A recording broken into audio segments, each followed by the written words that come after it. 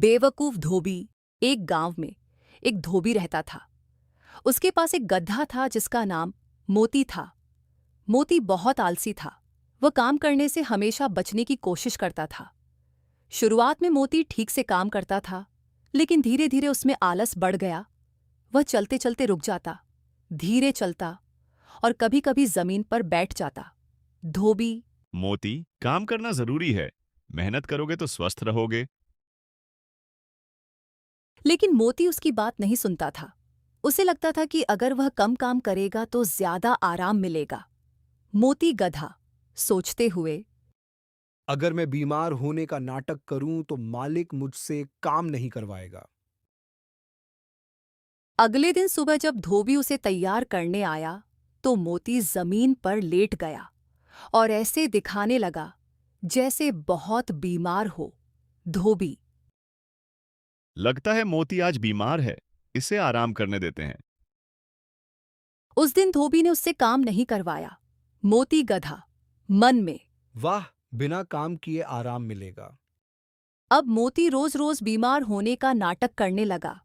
कुछ दिन तक धोबी उसकी बात मानता रहा, लेकिन एक दिन धोबी ने सोचा। ये सच में बीमार नहीं लगता। कुछ तो गड़बड़ है। फिर उसने मोती को सबक सिखाने का फैसला किया। अगले दिन धोबी ने कहा, अगर तुम इतने बीमार हो तो अब आराम ही करो, काम मत करो। कुछ दिन तक मोती खुश रहा, लेकिन धोबी ने उसे कम खाना देना शुरू कर दिया। भूखा होकर मोती मन में बोला, ये क्या, अब तो भूख लग रही है। मैंने तो सोचा था आराम मिलेगा। कुछ दिनों बाद धोबी एक दूसरा मेहनती गधा ले आया और उसी से काम करवाने लगा।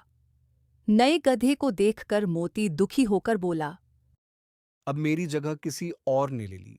मुझसे गलती हो गई। इसके बाद मोती खुद उठकर धोबी के पास गया और काम करने लगा।